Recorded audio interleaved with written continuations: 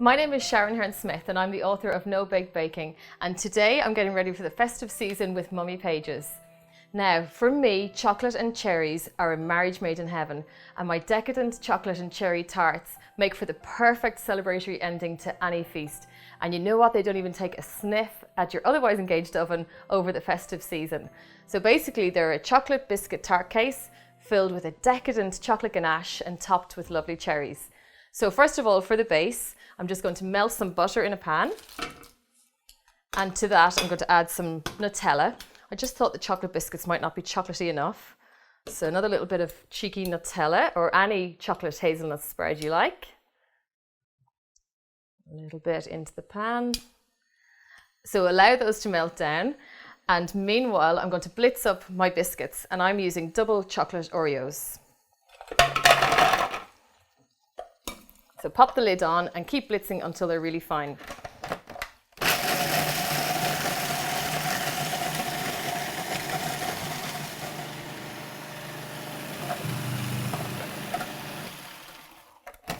Okay, so they're nicely ground down, and my chocolate and my Nutella butter is nicely melted together also. So I'm just going to tip the crumbs in on top of the butter, just like you would with the cheesecake base, except this is extra chocolatey. And then mix them all up nicely together. So mix them until they're nicely blended. So I'm using individual tart cases. I'm just going to divide the mixture up evenly between them.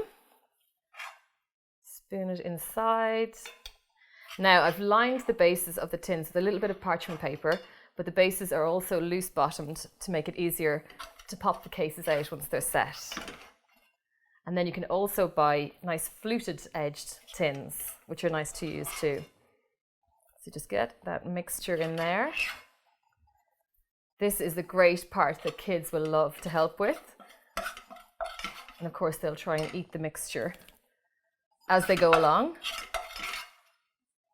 There we go.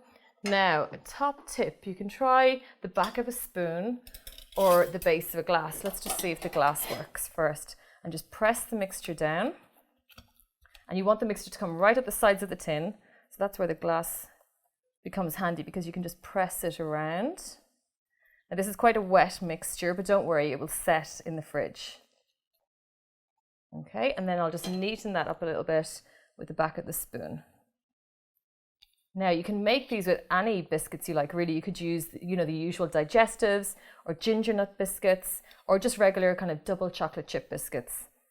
But I just love the Oreos. I love the rich colour of the chocolate. And then just repeat with the other 3 tins.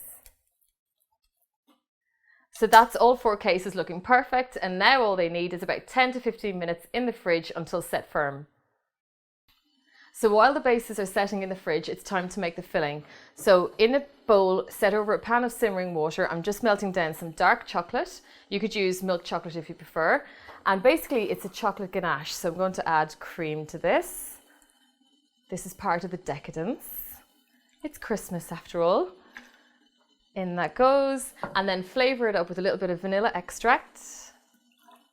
And also a little bit of yummy coffee liqueur. I'm using KahluÌa, but you could use Tia Maria instead, or other liqueurs like Cointreau or Frangelico.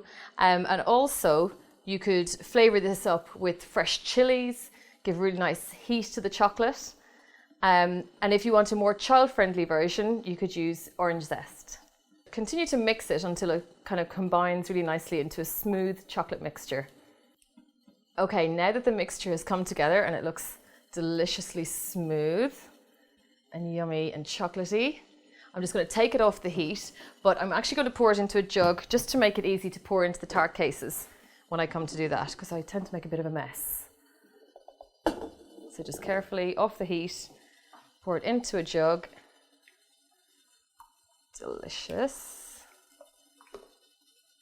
Yummy. Actually, this would be great. You could even just pour this into little maybe espresso cups, and it would set nicely as a little after dinner treat or a little midnight fridge raiding. Yummy. So just leave that to cool for a few minutes until the tart cases are ready. So the cases have set beautifully in the fridge. Have a look, and they're nice and crispy, and they're ready to be filled with the delicious chocolate ganache. So just pour them gently right up to the top of each case. Yummy.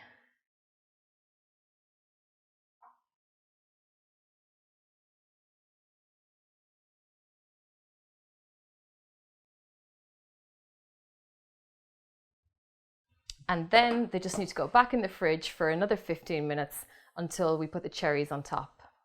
So these are the tarts set to 15 minutes, and I've taken them out now to put the cherries on the top. Now it might seem like a bit of a faff going back and forwards to the fridge, but I really think this stage is worth it, because as you put the cherries on the top, the filling isn't quite set yet, so they just kind of pillow into the chocolate. And then when I put them back into the fridge, they'll just set nicely for serving.